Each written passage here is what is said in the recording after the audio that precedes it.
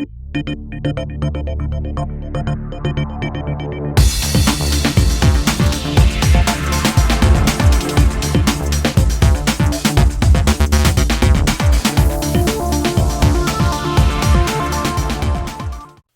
to Outflow. We are back, and by we, I mean me. Hi, guys. I or me. I or me. I or me. I am back. So I am back. I'm a stickler. I'm like a what do you call it? An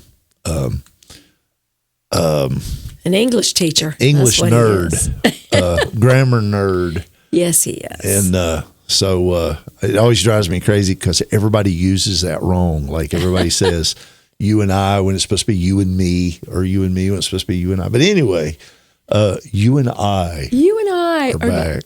Yes. I am in the studio today with my wife, Regina. And I got an incredible compliment just a little bit ago because our daughter, who is getting married next week. Yes. Next Saturday, a little over a week from today, came by the studio when we were going out, and she was talking to me, and she said, I love listening to you and Mom do those podcasts. Y'all do so good.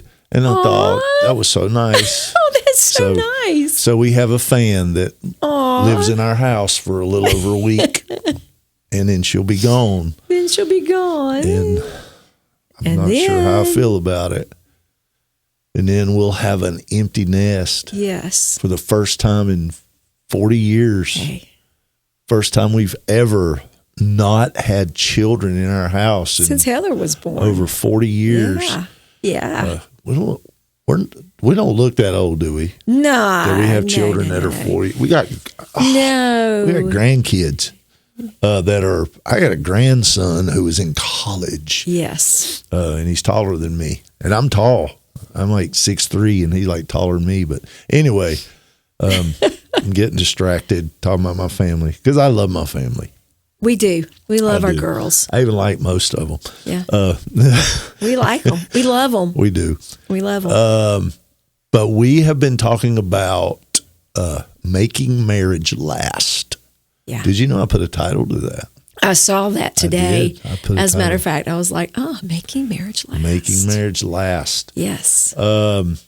Because I believe very strongly in the covenant. One of my strongest beliefs is the belief in the covenant of marriage.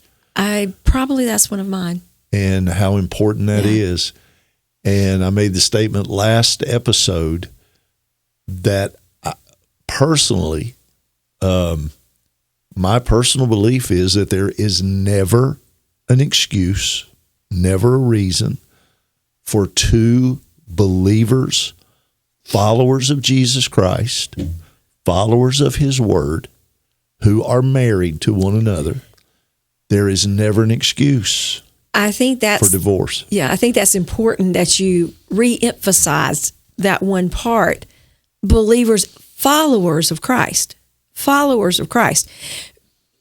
That's important because you may find someone who's not a follower of Christ, but followers of Christ.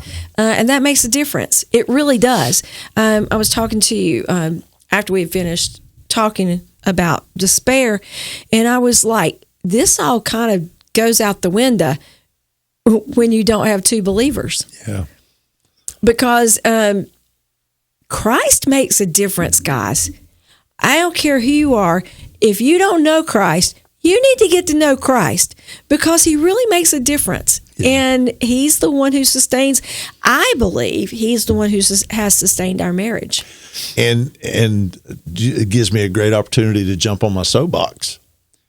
If you're a follower of Christ. Yes. Don't be dating and marrying somebody who's not. Just don't, because it's you're just asking for it. Asking for it. You're gonna get in trouble. Be not unequally yoked with unbelievers, and that's marriage. And you know, if you can't marry them, you only be dating them, because every dating relationship is a potential marriage relationship. Yeah. I ain't gonna talk about that, but that's one of my pet peeves. And as a former youth pastor, It's one of his I used pet to preach peeves. that all the time, and I would literally go to young people when these girls would bring guys in that didn't know Jesus. I'd literally look at them and say, "What are you thinking? Where did you find that?" We love their soul. We want to see them get saved, but you don't marry them to get them saved. Yeah. Missionary dating is not. Anyway, let's get. We're going to run out of time. We got 2 more D's we got to get to today, and we've been talking about the 5 D's or the 5 stages of marriage. This comes from my premarital counseling that I do for couples that I require. If you don't go through this, I'm not doing your wedding. And I've been doing this for years. And so we always talk about the 5 D's of marriage. Again, this is not original. I pretty well decided, I think, that I stole this from my friend Doug Small, but I think he would forgive me because he loves me. Yeah. And Doug, if you get to watch this, I do love you, man. You're one of my mentors and one of my heroes. Yeah. And this was so good that, and if you're not the one that came up with it, I don't know who to give credit to, but I've kind of expounded on it and used it because it is so good. Yes. And I can say it's so good because I didn't come up with it. If I'd have come up with it, it would have been. That would have been wonderful. It'd have been very rude and ostentatious for me to say that it's good. But since I didn't come up with it, I've just kind of expounded on it. I can say that this concept is great because it's so true. There are 5 stages of marriage. Yes. What's the qualifying line is that every marriage goes through. Every one of them. Every marriage goes through. I don't care who you are. I don't care if you first cousins to John the Baptist. Your marriage is going to go through these 5 stages. We can attest to that because we have been through them. And they last different times. Yeah. And they can last a long time or they can just be a brief moment. But they can last. And some of that. And it happens. I was trying to say some of that depends on you. Yeah. All of that depends on how you respond. How you respond. Yeah. So the first one is Disneyland. Ooh. Yes. When everything is right with the world and you know you have married the perfect person and everything is wonderful. And there is nothing wrong. Nothing wrong. Nothing can go wrong. You will sit and watch adventures. You will sit and watch chick flicks with her forever just because who needs war movies? Who needs to watch Sylvester Stallone when we can watch Hallmark? But anyway, then that's that wonderful time.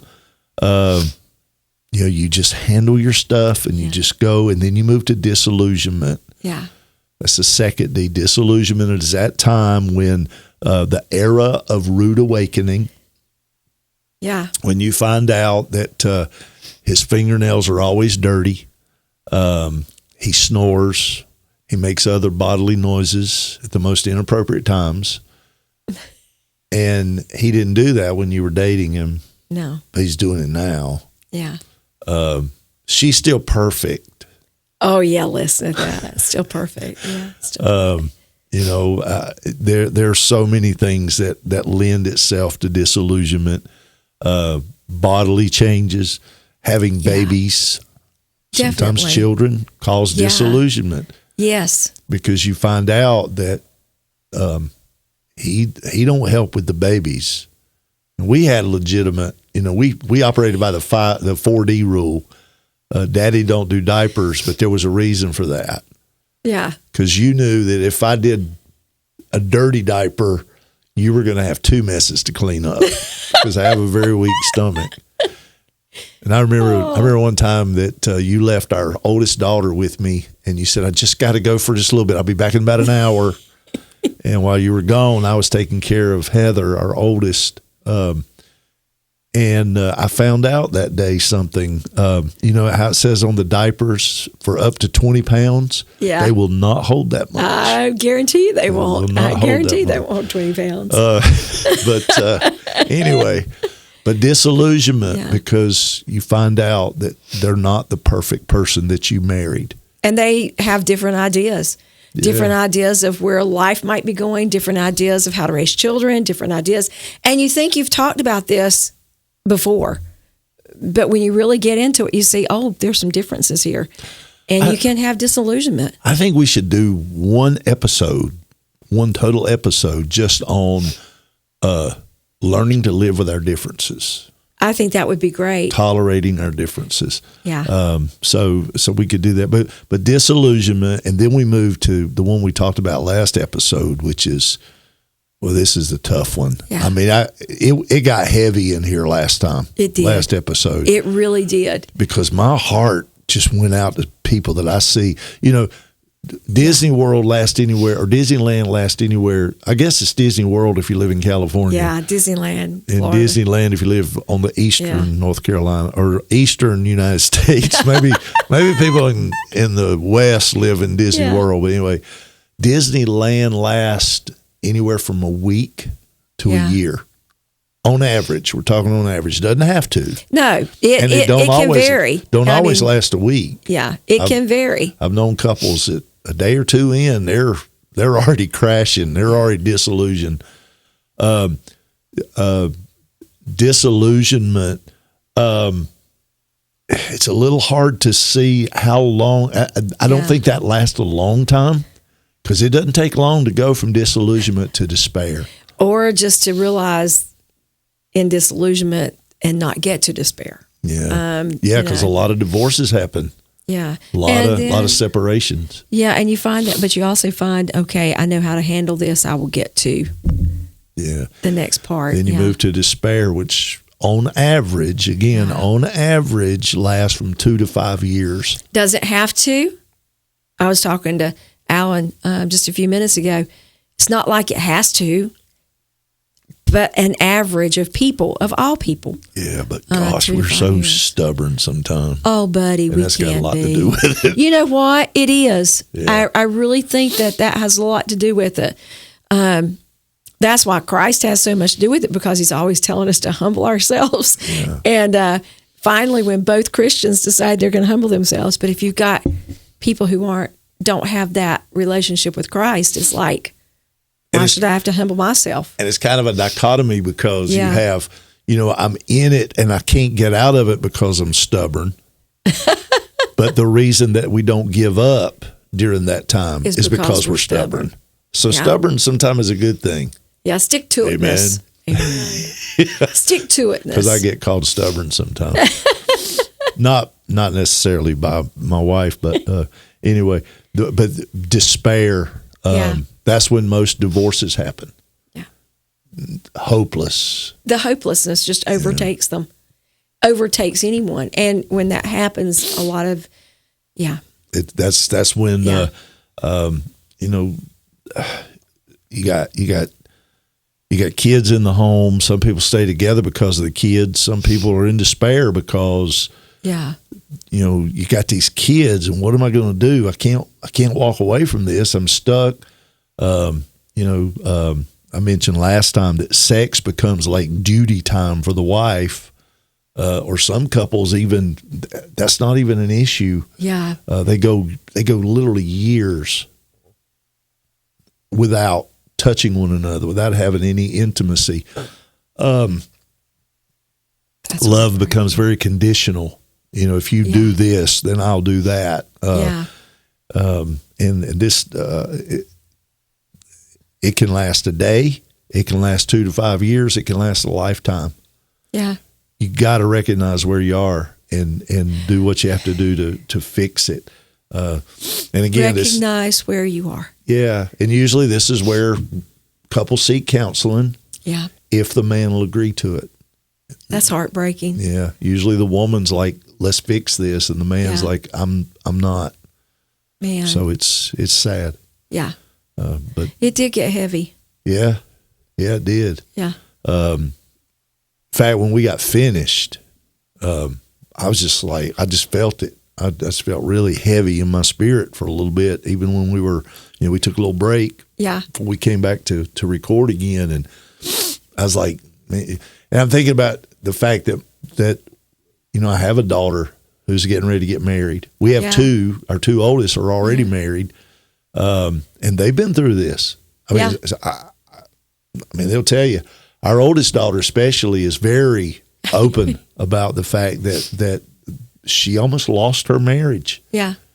In despair. In despair. And I'm not talking out of school. I mean, she will tell you. Yeah. She testifies of how that God helped them. Yeah. And they're in ministry. They're both. They both love the Lord. Love the Lord. Yeah. Are heavily involved in ministry. Do a tremendous job in ministry. But they'll tell you, they almost lost their marriage. Despair. The overwhelmingness of despair. Yeah. Yeah. So, please, if you find yourself there, find a way. Get help. Get help. Talk to someone. Talk to God. Talk to Jesus. Talk to Jesus. Yeah. Sometimes the only one you can talk to is Jesus. Talk to Jesus. Yeah. But then we move from Disneyland to disillusion to despair. And then we come to this place, if you will hang in there, you come to that fourth stage, or that fourth D, which is devotion. Devotion. At some point in that period of despair, one partner will say to the other one, not just I love you, but I will love you. Yeah. Wow. That it doesn't matter. They ask for God to change them instead of their partner. I think that is so important, what you just said. That it becomes not what's wrong with my partner, but Father, fix me so I can love my partner.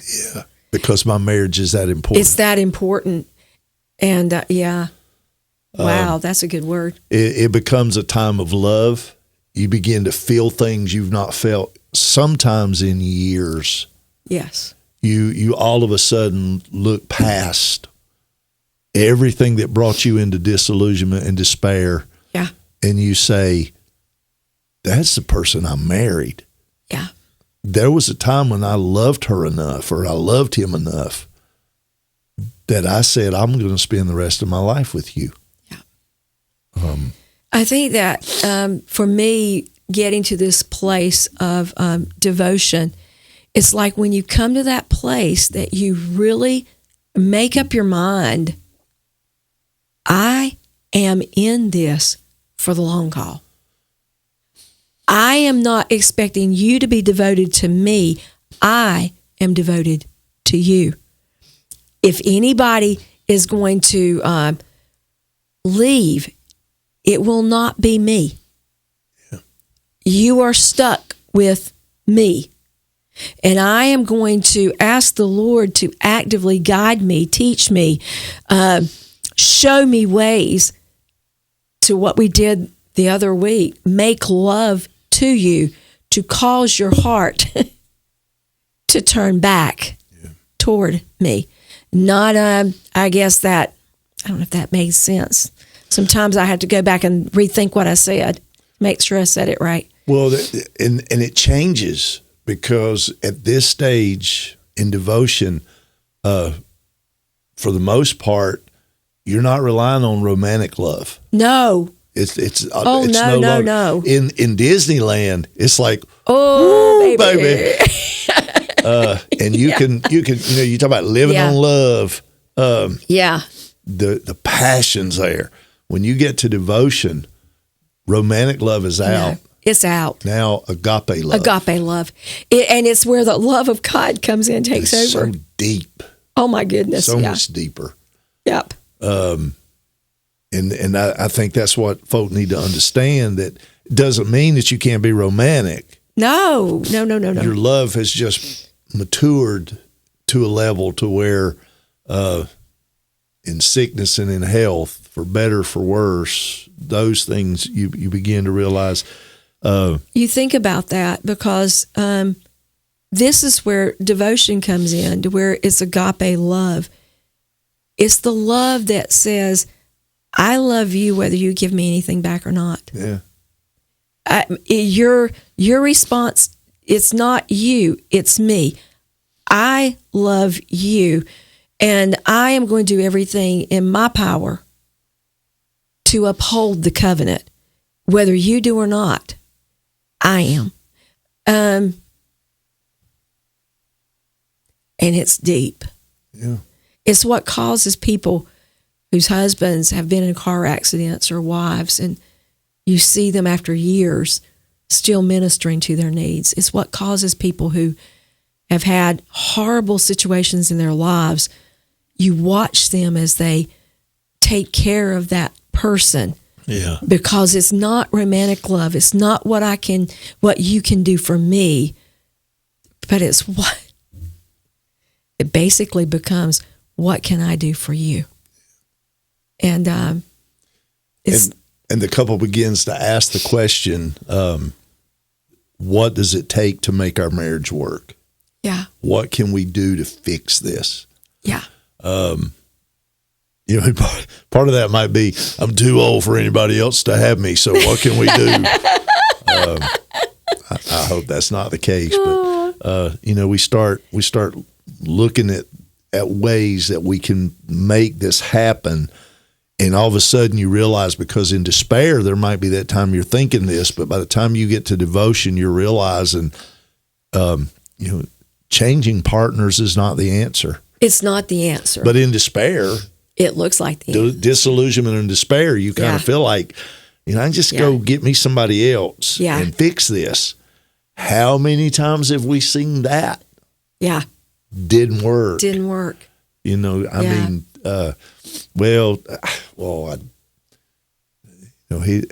he's, at one time we were compatible. At one time we were soulmates, but we just feel like that was a season, and God has moved on from that season, and now we will find somebody that if you got a pastor that ever says that to you, get out of that church. Yeah.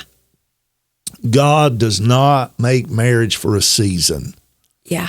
Just that's garbage. That is an excuse to be able to get out of a relationship just because you didn't know how to handle despair. Well, wow. Come on now. Come on, preacher. No. No, really. I hear stuff like that, and it drives me crazy. Yeah. They don't fulfill me sexually anymore. Yeah. Okay. What? Is that what you got married for? Is that what the covenant's about? Yeah. Because the covenant is, when you take the covenant of marriage, it's, help me with my memory here, is when you get married, it's not like I'm getting married until death do you part. That's what I was looking for. Till death do you part. No, it's not because you can't fulfill me anymore, or you can't give me what I need anymore. And believe me, when I say this, I am not in any way judging or saying, because this is hard stuff. I'm not telling you it's like, oh, this is a breeze and nobody ever has any problems. No, but you make up your mind. I am going to take up my cross daily and follow Christ. And Christ says, my husband is my husband. And he wants me to take up my cross and follow him. Even if that cross is my husband, he wants me to take up that cross and follow him. You're trying to really behave. I'm trying to be good. Because you just brought up something that just, my mama says, she'll say, that irks me. Yeah. It irks me. I didn't know for a long time what that meant. Yeah. I still don't know that it's a word in the dictionary, but she said, that irks me. I guess that means that stirs the ire in me. Yeah. The IRE in me. Because I do have, I don't do marriage counseling, but I have had couples that have come to me just bleeding on me about their spouse. Yeah. he don't do this, she don't do that, she don't, whatever. And I just want to be real. I mean, I'm not in the pulpit, so I can be real. Yeah. And I hope that when I say what I'm about to say, that you're gonna keep watching the podcast. You might keep watching it because you try to figure out what I'm gonna say next. But I see so many times. I'm just gonna be honest. You did not marry a sex partner. You married a husband or a wife. You married a spouse. Yes. And if all you did was marry a sex partner, Paul said that sometimes it's better to marry than to burn in lust. Yeah. If all you're doing is get married because you are burning in lust, and it was either get married or commit fornication, and you got married just so you could have legal sex, you're committing nothing but state-sponsored masturbation. Oh. State-sanctioned masturbation. That's all it is. And I know that's raw, and I know that there are people who might just, he said that word. Yeah. We're adults. Don't let your kid listen. Well, maybe when they get ready to get married, let them know. But somewhere in our society, somewhere in the church, we got the idea, I'm married so I could have biblically sanctioned sex. No. That's not what it's about. No. And that becomes the main goal. I want to have sex. And it's like, no, this is my helpmate.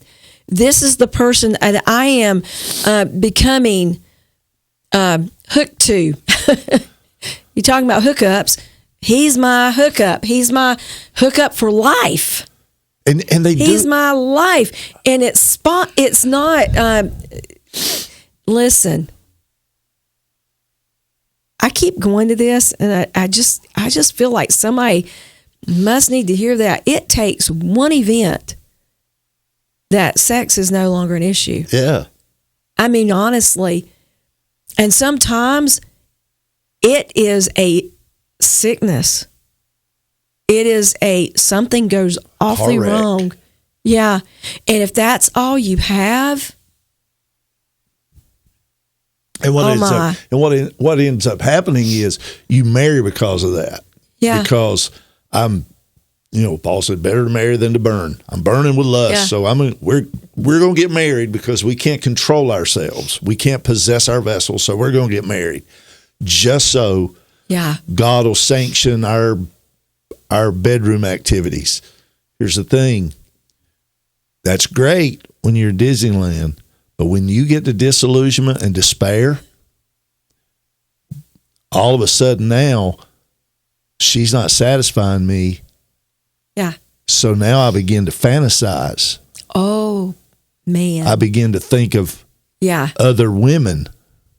Yeah. While I'm in the act. Yeah. Jesus said, if you look at a woman, you don't even have to touch her, but if you look at a woman, if you desire a woman, and I'll add to this, if you desire another woman besides the woman you're married to, he said, you've already committed adultery in your heart. So now you've gone from, I want biblical, Christ-sponsored and sanctioned sex to now I'm committing adultery because I can't even think about my wife while I'm making love. I know that's got raw real quick, but it's the truth. It's the truth. And so, we got way off the rail here, but it's true. I did not.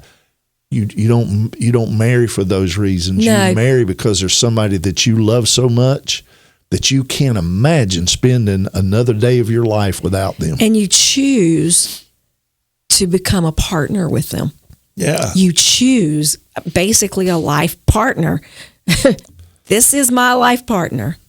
And it becomes a covenant with God that we are partners for life. And when you are devoted to one another, now this goes back to, you were talking about, I want to give people hope. If you feel like that's what you did, don't let the devil lie to you and say, well, I guess I need to throw up my hands. Nope.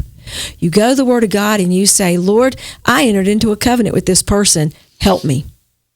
And let the Lord help you. And you go to that thing like we were talking about with devotion. What can I do to fix this? What can I do to fix it? Not what can I do to get out of it. What can I do to make it work? What can I do to fix it? And we make that claim and we make that stake in the ground. I'm in it for the long haul. I'm here. Come hell or high water. Sorry, you got me. And there's something about that devotion part. It's powerful. It's powerful. Because love becomes really deep. Yes. On the level of I mean it is powerful. It's like I've never experienced commitment and a love like this before. Yeah. And it's not for what you can do for me. No. I just love you. I'm devoted to you. I'm devoted to you. Yeah. And we're gonna stay together. And we're gonna make it work. And we're gonna move to the fifth stage. Did you have something else about? Well, I was gonna say is it brings it all back around to that thing to where we look at each other and say, I'm in this for the long haul. And I'm not gonna go anywhere. For better, for worse, for richer, for poorer, this is my covenant that I have made with you. And the devotion, there's something that happens, though, when you finally make it through and you realize that is the person that you married. Yeah. I say it like this. There are times I'll just reach up to Alan and I'll just grab him by his face. And I'll say, oh, there you are, Peter. And I say that because on Peter Pan, there's a time when he's grown older. And I think it's Tinkerbell reaches for his face and says, oh, there you are, Peter. And I pick with him about it because it's like, I've been missing you. And now you're back. And I'm so happy you're back. And Disneyland starts. There are those times when we have issues come up. Yeah. And it's not that the marriage goes to despair or anything. It's just you have to allow your spouse. I don't like the word partner. I did. I just said that just because. No, I mean it's okay. I just see the world using that now to sanction everything, relationships that God doesn't sanction, and that's my partner. Yeah. Okay, you're my wife. Yeah. I'm your husband. Yes. But we have to allow each other to have bad days sometimes. Yes. Bad weeks. And we may get disillusioned again, but we know how to jump over it now. Yeah. You know what I mean? And we're so devoted that go right to devotion. 45 years. It's an investment, buddy. My mom and dad, 66 years. Yeah. I watched. I was with my dad yesterday. My mom. I was with my dad all day, but y'all went off. You went off with my mom, and I spent the day with my dad. And I love that you have that kind of relationship with my mom, that y'all can go off together and spend the day together. Have a wonderful mother-in-law. But all Daddy talked about all day long was Mama. Yeah. I mean, they're like two teenagers. It's sickening sometimes. I love it. He told me the story, and he's told me before, but yesterday he's recording an album in our recording studio, and he finished doing his vocals yesterday. He was going to do, and we were sitting there talking, and somehow he said, "I miss my girl. I'll be glad when they get home. I miss my girl." And he started talking about how they met. He told me about their first kiss, which really disillusioned me because I thought, sure, my mama didn't kiss him until at their wedding, but they kissed. First date wasn't really a date, I don't think. Well, he went to eat at their house. He was on leave from the Navy. He went to eat at their house. Yeah. And he said, she kissed me that night, and I knew she was the one. I was like, oh, man, come on. But believe it or not, I knew you were the one the first time I kissed you. I did not kiss my wife until my wedding day. Oh, yeah. Your wife. Oh, didn't say anything about his girlfriend. That's right. But I look at my mom and dad. I look at your mom. Your mom and dad were married 65 years. 65 years. And I look at us, and I don't mean it bad, but this is what I wanted. Yeah. When I met you, I was 17 years old when I met you.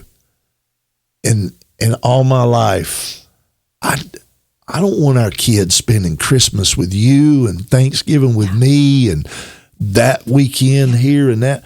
I wanted a marriage that lasts. Yeah. Because when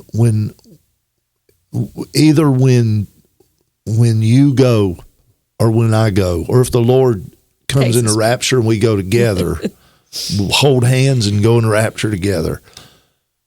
But I want what I saw with my grandfather. Yeah. I want what I saw with your mom and dad. That when your dad was gone, I watched your mother go with the contentment of saying, he was a good husband, I was a good wife, and we made it. We made it. We beat the odds. I mean, over 50% of marriages now are ended in divorce. That number's going down, but you know why it's going down? Because most people aren't getting married now. They're not getting married. They're living together, what we used to call shacking up. Yeah. Even Christians. Yeah. They're cohabitating and choosing not to get married because they fear commitment. But to see my mom and dad, your mom and dad, see us, I don't want you to go anywhere, but if you go before me, I want to be able to stand there and look at you and say, we did it, baby. We did it. I want you to be able to look at me and say, we did it. We did it. We were faithful to one another. We were committed to one another. Yeah. We got past all the stuff. We lived out our vows for better, for worse. Lord knows, for richer, for poorer. All those things that we said, we made it. And that comes through being devoted to one another. Devotion. Devotion. And then when you get to Disneyland after devotion. Oh, see, there we go. That's the fifth step. Yeah. The fifth stage.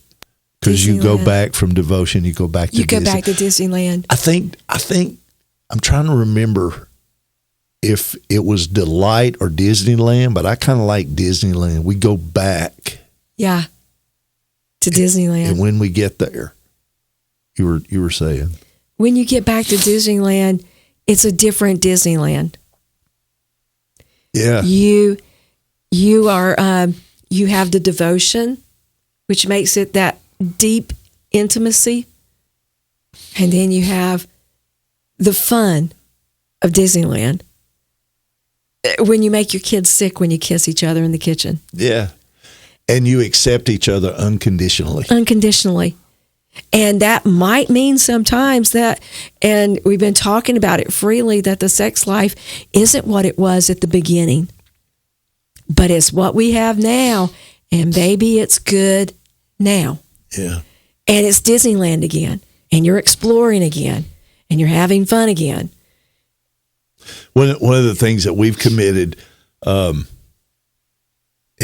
our marriage that I think has been incredible, we have found things that we like to do together. Yes. We love to travel. I love to travel. We have been to 28 countries. Oh, wow. You've counted them. I've counted them. That's 28 countries. Wow. And 40-some states. Trying to remember. We haven't been to all of them. Not all the states yet. No. But we've been to most all the states because we just love to travel. Yeah. It's just fun. And you put up with me in an airport. I'm not a lot of fun in an airport because I don't like people when I'm traveling. I don't like people in the airport. I love to fly. Yeah. But I wish I had a private plane. Yeah. Because I don't like getting on a plane with a bunch of people I don't know. But we've traveled. Yeah. We've been to Israel, been all over Europe because that was important. That's something we just enjoy doing. We enjoy doing together. Yeah. And, we like to fish. I even like to fish. Yeah. We tried golfing. He will not let me go golfing. I like golf. He's afraid. No, I'm afraid you're going to hurt somebody. But that's part of it. And because we're living, I really believe we're living in Disneyland right now. Yeah. Doesn't mean it's perfect. Come on. Well, no. You have to put up with me. I'm playing. You have to put up with me. I forget stuff. And this Disneyland is a little bit different. Maybe we should call it Disney World because it's a little different from Disneyland. Yeah. Because now all of a sudden, and you touched on this, the romantic concepts are not really important anymore. They are, but sex improves. It becomes a wonderful thing because it's not about satisfying me. It's about it's time that we have together that nobody else can have. If you're letting anybody else in on that, you're a weirdo. You need to stop it. But, the man's desires become his wife's desires. I'm going to be preaching Sunday, and I'm going to be preaching Sunday. And one of the things that in studying this week, the Lord began to deal with me about priorities. If I want God to bless my priorities, I have to honor his priorities. Yeah. When I care about what he cares about, then he'll care about what I care about. In a marriage, when I care about what you care about, yes, you care about what I care about. Yeah. It's just wonderful mutual thing that goes on. That's just those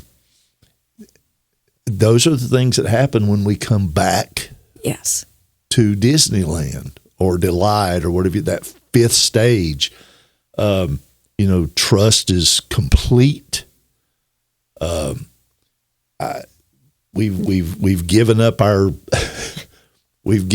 pursuit of changing one another. We just say, you know what? I'm here. I'm here. I'm here. I know what he does, but I don't love care. him.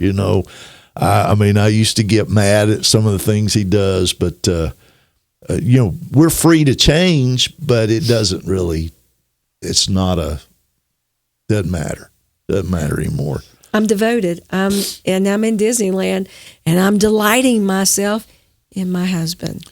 And it brings a tremendous security that says, I have you. I don't know where this came from. I think it came from a movie. I don't know. I don't remember. I heard somebody say it. I liked it. May not have been a movie. I don't know. Might have been one of my kids told me about it. I don't know. But I look at you a lot and say to you, you're my constant. Yeah. I can depend on you being there.